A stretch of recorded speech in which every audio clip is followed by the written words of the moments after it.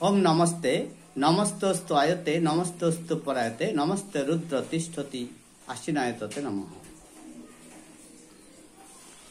চলুন বন্ধুগণ, আজকে আমাদের সনাতন ধর্মাবলম্বীদের যে আচার এবং আচরণ, এই সনাতন ধর্মাবলম্বীরা সৃষ্টির প্রারম্ভ থেকে আজও পর্যন্ত ঐক্যবদ্ধ হতে পারে না কেন? এর কারণটা কি? এর মূল কারণ হচ্ছে প্রত্যেক ব্যক্তির যে মনের মধ্যে যে সংস্কার, এই প্রত্যেক ব্যক্তির মনের মধ্যে সংস্কার তৈরি হয়নি। আর আমরা এই প্রত্যেক সনাতন ধর্মাবলম্বীর মধ্যে সঠিক সংস্কার তুলে ধরতে পারিনি বিধায় সংস্কার বহির্ভূত হয়েছে, বিধায় তারা বিচ্ছিন্নতাবাদী। কারণ বেদ এখানে সুন্দর করে বলেছেন যে যতদিন না পর্যন্ত আমরা বেদের সংস্কার দ্বারা সংস্কারিত হতে পারবো না সঠিকভাবে, ততদিন না পর্যন্ত আমাদের ঐক্যবদ্ধ হওয়া সম্ভব নয়। তাই বেদের সংস্কার যদি আমরা সঠিকভাবে বেদের সংস্কার দ্বারা সংস্কারিত হই, তাহলে প্রত্যেক সনাতন ধর্মাবলম্বী অবশ্যম্ভাবী ঐক্যবদ্ধ হতে বাধ্য।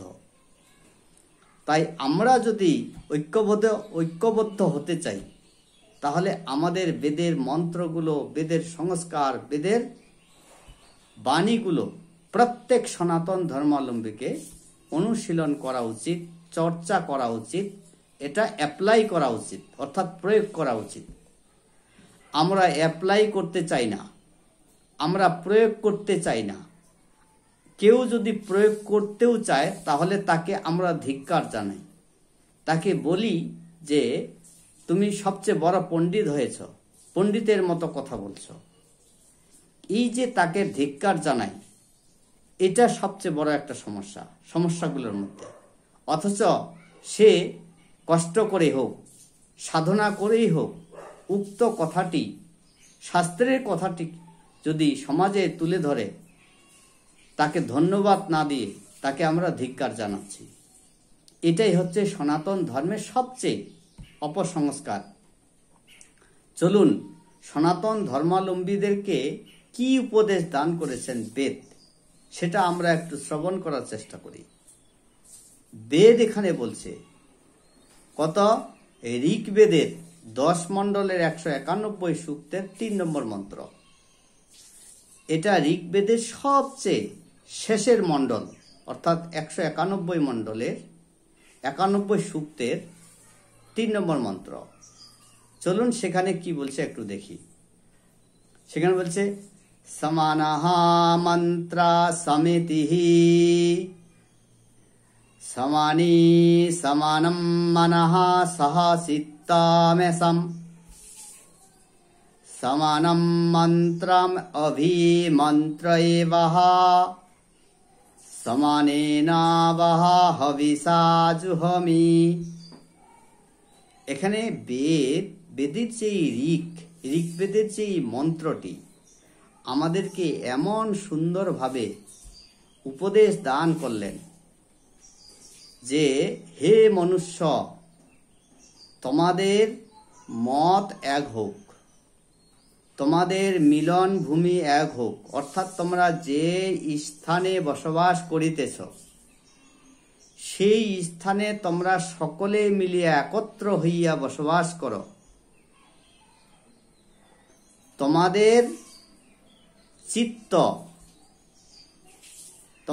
চিত্ত উত্তম সংস্কার যুক্ত হোক, অর্থাৎ বেদের সংস্কার দ্বারা সংস্কারিত হোক। তোমাদেরকে একই মন্ত্রে যুক্ত করিয়াছি। আমরা কি একই মন্ত্রে যুক্ত হয়েছি? হইনি তো। আমরা হরে কৃষ্ণ না মন্ত্রে যুক্ত হয়েছি, আমরা ওম বাবা কেবলম মন্ত্রে যুক্ত হয়েছি, আমরা হরেক রকমের মন্ত্রে যুক্ত হয়েছি, অথচ আদৌ সেগুলো মন্ত্র নয়।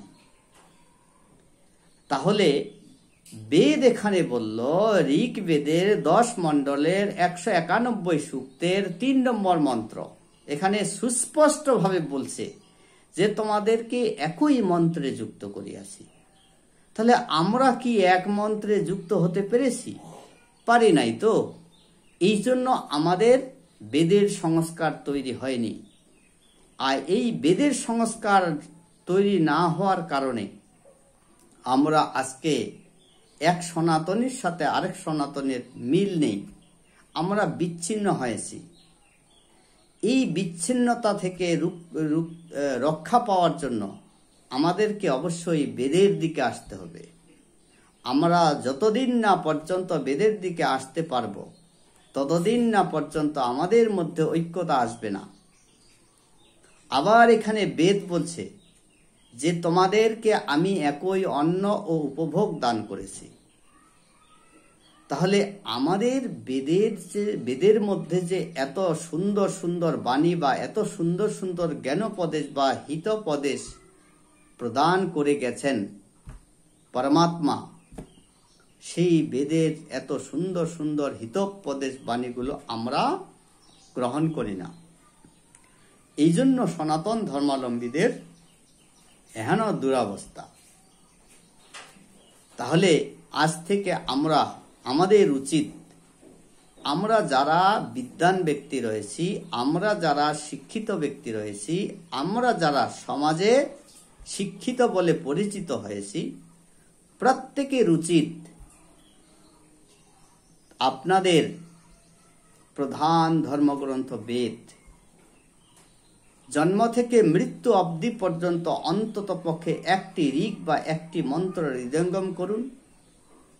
একটি ঋগ বা একটি মন্ত্র হৃদয়ঙ্গম করলেও আপনার মনুষ্য নামক যে শরীর বা এই যে মনুষ্য শরীর ধারণ করেছেন, এই বৃক্ষে একটি মাত্র পত্র হোক, সেই পত্র দ্বারা নির্মল বায়ু সমাজের মধ্যে ছড়িয়ে দিক। অতএব আমাদের বিবেকে প্রশ্ন জাগরিত করতে হবে যে আমাদের ধর্ম সনাতন, প্রধান সংবিধান বেদ। আমি যদি ইচ্ছা করি যে এই যে প্রধান সংবিধান বেদ, একটু আমরা বেদকে ভ্রুক্ষেপ করি তো, একটু বেদের দিকে মনোনিবেশ করি তো, বেদ কি বলছে, এইরকম চিন্তন আমাদের মস্তিষ্কে আসে না। যেদিন আসবে আমি সেদিনের জন্যই অপেক্ষা করছি। নমস্তে বন্ধুগণ।